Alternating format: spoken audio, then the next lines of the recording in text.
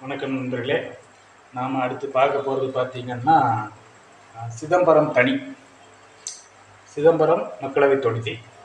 இதில் வந்து பார்த்திங்கன்னா இது வந்து ஒரு ஸ்டார் தொகுதின்னு சொல்லலாம். ஏன்னா திருமாவளவன் போட்டியிடுறாரு.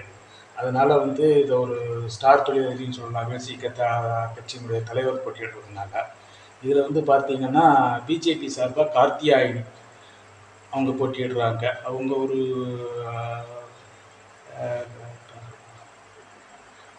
முனிசிபால் கவுன்சிலர் வந்துட்டு அவங்க வந்துட்டு கார்த்தியாயினி அவங்க ஒரு 240 மதிப்பெண்கள் பெற்று 2ஆம் இடத்துல இருக்கிறாங்க.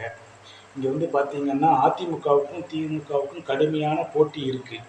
ஆனால் இப்போ கார்த்தியாயினி இப்போ கலவர நிலவரம் வந்து முந்திக்கிட்டு இருக்கிறது தான் நமக்கு தகவல் கிடைக்குது. நாம் எடுத்தது வந்து இந்த இதெல்லாம் வந்து பார்த்திங்கன்னா 31/3/2024 தேதியில் தான் நம்ம கணக்கு எடுத்ததனுடைய அடிப்படையில் தான் நம்ம இப்போ ஒன்றும் பார்த்துட்டு வர்றோம். வந்துட்டு இன்றைக்கி கள நிலவரம் மாறுது, கார்த்தியாயினி முந்துறாங்க அப்படிங்கிறது மாதிரிலாம் கள நிலவரங்கள் வருது.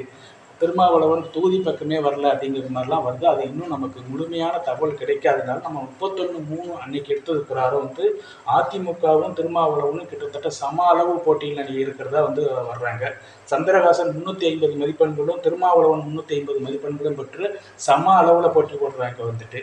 அதே மாதிரி சான்சராணி வந்து 200 மதிப்பெண்கள் பெற்று 4ஆம் இடத்துல இருக்கிறாங்க வந்து நாம் தமிழர் வந்துட்டு.